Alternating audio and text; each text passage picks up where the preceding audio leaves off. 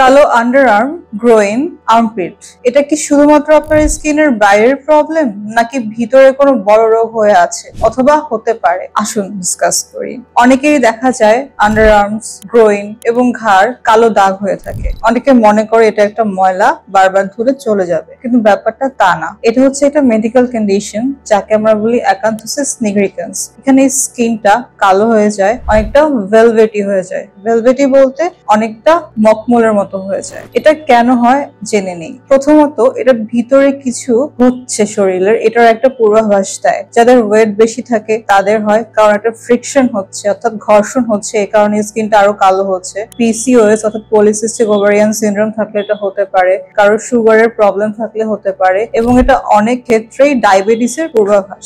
So এটা solve করার জন্য কিছু জিনিস একদম করবেন না। এটাকে কখনো স্ক্রাবিং করবেন না, এটাকে ফর্সা অথবা সাদা করার জন্য উল্টাপাল্টা জিনিসের পিছনে ভাগবেন না, এবং আপনি বাসায় বেকিং সোডা, লেবু, টুথপেস্ট ওগুলো ব্যবহার করবেন না। সবার আগে এটার ভিতরের প্রবলেমটা সলভ করতে হবে। যদি আপনার ওয়েট বেশি থাকে সেটা কন্ট্রোলে আনতে হবে। খাদ্য অভ্যাস এবং লাইফস্টাইল পরিবর্তন করুন। যদি ডায়াবেটিসের কোনো ইস্যু থাকে অথবা ফ্যামিলিতে কারো ডায়াবেটিস থেকে থাকে, অবশ্যই আপনার সুগার চেক করুন এবং আন্ডার কন্ট্রোলে রাখুন, এবং হরমোনাল চেক করুন, দেখুন আপনার পিসিওএস আছে কিনা। এইভাবে আপনি ভিতরের প্রবলেমগুলো সলভ করুন। এবার আসে এক্সটার্নাল ব্যাপারটা নিয়ে। এক্সটার্নাল ব্যাপার নিয়ে কথা বলতে গেলে আপনি ডার্মাটোলজির কাছে সাজেশন নিতে পারেন, অথবা আপনি গ্লাইকোলিক অ্যাসিড, কোজিক অ্যাসিড এবং অ্যাসিলিক অ্যাসিড এই ক্রিমগুলো ইউজ করতে পারেন, তাহলে প্রবলেমটা সলভ হয়ে যাবে। সো আপনি এই ব্যাপারটাকে একদম ইগনোর করবেন না, কারণ আমাদের বডির অনেক ভিতরের প্রবলেম বাইরে রিফ্লেক্ট হয়। সো সময় থাকতে সচেতন হন।